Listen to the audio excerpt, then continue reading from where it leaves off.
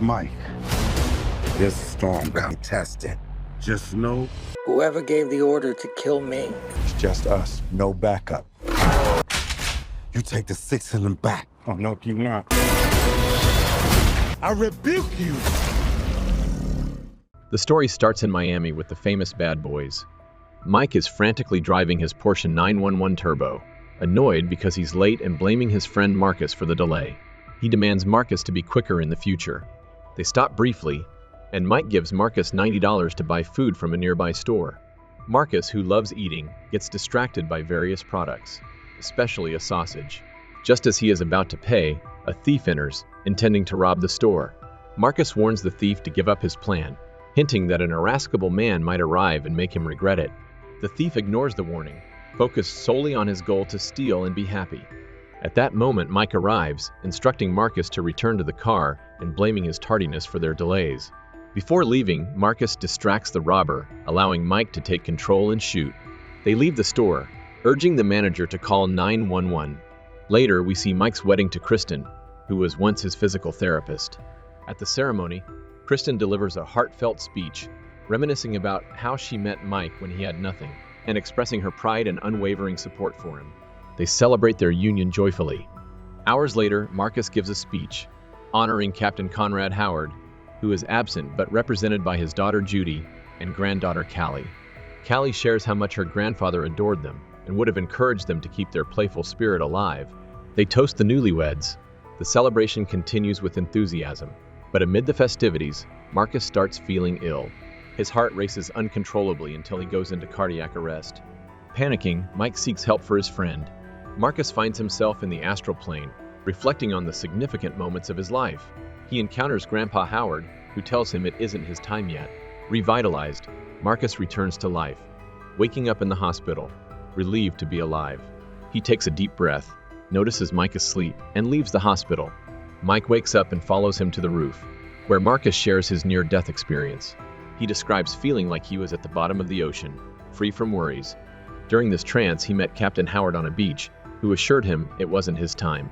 With this new perspective, Marcus no longer fears anything. At that moment, a nurse arrives to calm the situation and assist Marcus, who appears to be in a compromising position. Mike assures her that everything is under control, and Marcus confirms that he is perfectly fine. Convinced, the nurse leaves. Marcus then warns Mike about an impending storm that will test him and force him to make a difficult decision, reminding him to remember his inherent goodness. Later, a man named James McGrath requests a bill in the name of the late Conrad Howard and initiates a wire transfer from the account of another man who is with his mistress. McGrath shoots the man and uses his facial recognition to access his phone. Unable to make the transfer from the phone, he demands the password to the wounded man's computer. When the man refuses, McGrath threatens him at gunpoint. He calls the man's wife and shows her the mistress, coercing him to enter his password. Finally, McGrath makes the transfer, but he cleverly makes it look like the mistress did it. According to the story he concocts, she discovered that the man would never leave his wife, leading her to kill him. Then the bodyguard intervenes and is also killed. Finally, the mistress realizes her mistake and commits suicide. As the hours pass, we see the bad boys traveling in the car. Marcus talks to his beloved Teresa, who informs him that the impact he suffered was 2 weeks ago and that he must return to the hospital. Marcus assures her that he is fine and just wants to see her. After hanging up, he tells Mike that they have always been together through thick and thin in all their adventures. This leads him to conclude that they are soulmates, joking that his soul is superior to Mike's. Later, upon arriving at their destination, Marcus and Mike reunite with their wives, enjoying a happy moment. As Marcus searches for his favorite candy, Mike comments to Teresa that after coming back to life, Marcus climbed naked to the rooftop and began raving during his search. Marcus then confronts his son-in-law Reggie for eating his candy. However, after reviewing his home security cameras, he discovers that the real culprit was Teresa, who threw them in the trash. Following medical recommendations, he is now all vegetarian. Before leaving, Marcus offers between $10,200,000 to Mike for some candy or chocolates, but Mike declines the offer, adhering to doctor's orders. During the night, Mike has a nightmare about his past life and his son Armando, but he pays little attention to it and continues to sleep. In the morning, while working out, he receives an alarming call. There are rumors that Captain Conrad Howard was involved with the cartels. Mike, convinced of the captain's innocence, reacts angrily to accusations meant to tarnish Howard's legacy. Judy, on the other hand, throws an even harsher accusation, suggesting that her father would still be alive if it weren't for Mike's son, Armando. She threatens to kill Armando if she finds him. The bad boys decide to uncover the truth about the captain's alleged cartel connections. They interrogate a prisoner who turns out to be Armando. He assures them that Howard was actually investigating the cartel and that his own comrades conspired against him. Armando mentions having seen the real culprit once but doesn't know his name, only that his mother had contact with him. Meanwhile, James McGrath, aware that Howard was investigating his operation, tries to eliminate any evidence of his involvement. They gain access to Howard's laptop through a weak password, but logging in triggers an automatic message to the bad boys. Captain Howard's message warns them of the mortal danger they are in and urges them to resolve the situation, alerting them to the presence of traitors. As the bad boys deliberate their next steps, Marcus accidentally causes traffic chaos, prompting an elderly woman to yell at them. They ironically reply that they are the police. Later, they attend an event to question Fletcher, mentioned by Howard. Fletcher mocks them, boasting that he has turned Conrad's crucial information into an indestructible object. In a twist, Marcus accidentally shoots and kills Fletcher, though it was actually one of the villain's men who finished him off to stop him from revealing more. This incident triggers a chaotic shootout. During the firefight, Marcus gets distracted by candy and soda, forcing Mike to join his frantic actions, all under the watchful eyes of their enemies. Determined to fight crime, Marcus chases a suspect. Mike has a mishap with his gun and freezes in fear when a car almost runs him over, but Marcus saves him just in time. Rita, talking with them, senses that Mike isn't revealing the whole truth, which Marcus inadvertently confirms. Agent Bourne informs them that surveillance cameras within a 2-block radius have been disabled, which they find highly suspicious. Marcus, relieved, jokes that at least his panic attack wasn't recorded. A female officer discovers an old recording of Conrad Howard revealing the existence of corrupt officers collaborating with the cartel. In the video, Captain Howard instructs them to recall an incident from 2003 and mentions an unrecorded warehouse where critical files are stored that can help eliminate the corrupt officers. He implores that it be done for him as they are his only hope. We then move to the prison where Armando, previously interrogated by the bad boys, is quietly working out until a group of prisoners suddenly attacks him. Armando fights back, and, just as the situation escalates, tear gas canisters are thrown to disperse the fight. Mike defends Armando, convinced that he can help identify the traitor, and proposes to transport him to a prison in Miami to show him photographs and possibly identify the culprit. During the ride with Armando, the bad boys turn in their guns and prepare for the 45-minute ride. In a light moment, Marcus jokes with Mike about one of their past lives, where Mike was a donkey and Marcus his unfortunate owner, who, frustrated by the donkey's unruly behavior, ended up mistreating him. The situation becomes complicated when they discover that enemies have infiltrated, making the pilot believe that Armando escaped with the help of the police and that they are trying to hijack the transport. In the presence of the enemies, the bad boys retrieve their weapons and defend themselves, fighting for their lives and Armando's. After an intense battle, they manage to save Armando from falling from the cell in which he was traveling, eventually landing in a lake. In the midst of the confusion, Mike informs Armando that Howard left files that could reveal who is behind the corruption. Armando offers his help, but advises them to ditch their phones and follow him, as they are now in his territory, and he will take the lead. Later, Judy reports that there are 3 suspects. After listening to a recording in which the captain claims that the prisoner escaped with the help of the cops, Rita expresses her disbelief, arguing that she knows the people involved well, and it can't be true. However, Judy is convinced by the audio, especially since Mike is bent on freeing his son from prison, which leads to them being declared fugitives. Thereafter, the person betraying them, James McGrath, orders all the gangs in the city to place a $5 million bounty on their capture. The fugitives, hiding in the woods and lighting a campfire, find an opportunity to talk. Marcus suggests to Mike that he talk to his son, and the latter, repentant, apologizes to Armando, believing that he has passed on his bad luck. Armando replies that bad luck can happen to anyone.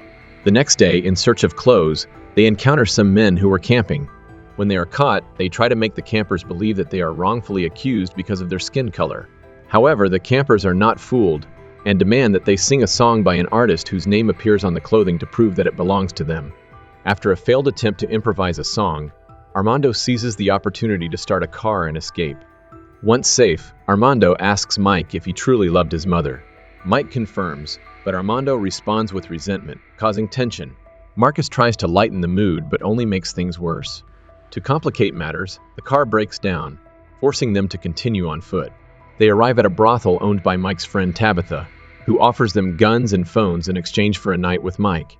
Faithful to his wife, Mike refuses, prompting Tabitha to call a gang to capture them, knowing there's a $5 million reward for them, dead or alive. Meanwhile, Judy receives a report identifying the fugitives. They reunite with acquaintances Kelly and her boyfriend. Kelly trusts Mike but rejects Armando, creating further tension. Marcus observes the situation while eating Doritos. After a long discussion, they decide to investigate, searching for files to identify the traitor. After hours of searching, Armando recognizes James McGrath as the Rat, finally revealing the mastermind behind everything to Mike and Marcus. Realizing they face a vast network of corruption led by McGrath, the group decides to turn themselves in to the authorities to expose the conspiracy.